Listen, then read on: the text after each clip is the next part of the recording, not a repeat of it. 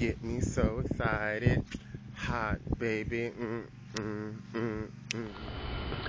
So I'm here at the Elmore County driver's license office, and I wanted to talk about this area from a public place that does not have a bathroom for a couple of reasons. It's come to my attention that property taxes in this area have been steadily increasing, and this is at a time when black families all around the country are at a record loss for property. And as a matter of fact, we haven't had this little property in the United States since Reconstruction. Okay? In this county, Elmore County, I look at a public office and there are no restrooms, and this becomes a serious hindrance to individuals who'd like to use it, because if you have to use a restroom and you're in line, you're going to lose your place in line. It's as simple as that. It makes it inaccessible to people who, for example, have to use the restroom more regularly, elderly people, handicapped people, and I know this for a fact because I see it in my own family. And it's one of those things where I know when I've spoken about it with the people who work there, you know, it's America, and they can say that's how it is, and we're a poor county, blah blah blah blah blah blah. And while I can respect that, it's sad that Americans don't ask for more. It's sad that Americans just take that answer. That's the best we can do, and it's like we don't expect more of government.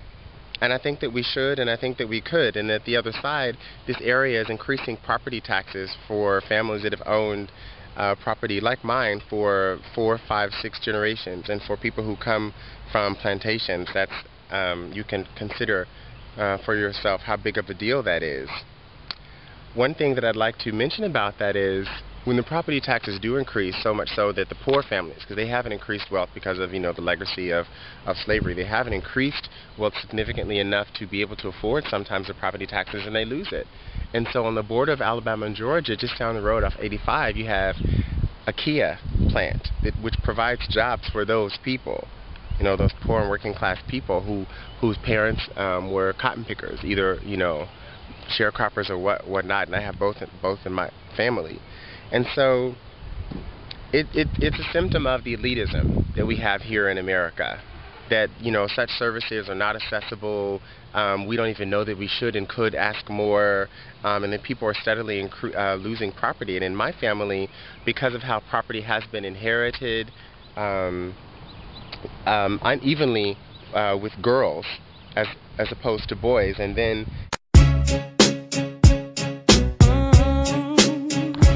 in my grandparents' generation, there was one nephew that was raised by my great-grandparents, as was commonplace at that time, and so he's considered a brother. But when it came to property, the brothers and sisters essentially disinherited him, and this has caused such a dispute that he has, you know, a car lot. He's a famous car, you know, shop repairman in this area, and he refuses to move the hundreds of cars that he has on that land that are leaking oil, and it's a lakefront cul-de-sac. The house that my grandmother grew up in is sitting there rotting, that this man grew up in is sitting there rotting. And last night I had a talk with one of his daughters from one of his baby mamas. Baby mamas, I don't mean to mispronounce it. And we're going to have a family reunion, and I suggested we have a memorial service because we really need to think about where we come from. We're having this conversation as we were driving through one of the wealthiest neighborhoods in Montgomery, a neighborhood that very few black people live in and can live in, and they're full of houses that look like they're plantation houses, and some of them may have been, but they're wealth from generation upon generation. And it's interesting because with so much land down here, the houses, people don't tear down houses in those neighborhoods. They only make them bigger and bigger, and each generation is able to add on a little bit more to the houses. And so this is what we're not able to do here. I'm making the determination that my family is going to create a trust so that we can keep the land within the family and create some function that raises the level, the social level, income level as well of our people. Because when I look around us, I don't see that our government is interested in that. I mean, not just that at one point, you know, leaders of our government bought and sold us and all that stuff, but the real fact of the matter is we should expect more. And you know, I talk about healthcare, I talk about just roads. I know Alabama has great roads, and if you don't know, cross any of Alabama's borders and you'll see the difference. But you know, essential services like clean water, clean air, and people are just now starting to talk about as a public good.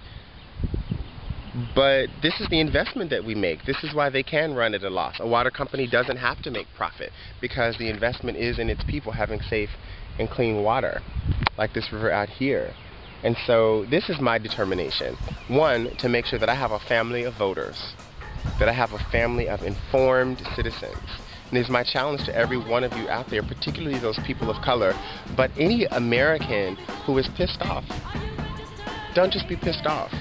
Do something about it. As Arthur Ashe said, you know, use what you have, do what you can, start where you are.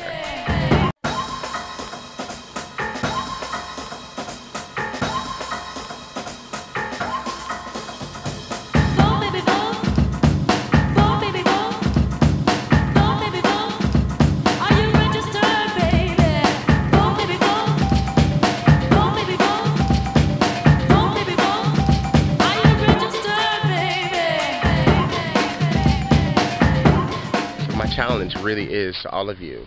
Don't just get out and vote for yourself. Talk to people. Think about these things critically.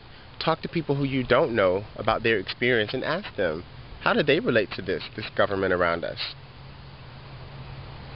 It's not pretty. It's not pretty. And I think that we can ask for more. I'm not going to go on some, you know, Barack Obama orgasm about yes, we can. Yes, I am there, and yes, we really can. But the issue is we have to expect more. We give more, and we think that just in taxes, but we have to really consider what a public good is. We have to really consider that it is the duty of government not to just butt out, but to butt in. No, it doesn't mean barging into somebody's house and enforcing sodomy laws. But they do that. Some states do that more than pollution laws. And that's the moral state that we're in this Christian state. And I want you to consider that. And this is a direct challenge to all Christians. I dare you. Please respond. I would like to hear of what you think about this and how this feeds into Christianity. Because this whole pull yourself up by your own bootstraps, you know what? Even George Bush said that one. You know, you fool us once, shame on you. Fool me again, shame on us. Okay? And that's what I'm talking about. Is shame on the American people for not expecting more and always expecting less and always looking over your shoulder. Well, he must have did something wrong if he's poor or if he's unemployed or if she's pregnant at 13. You know what I mean?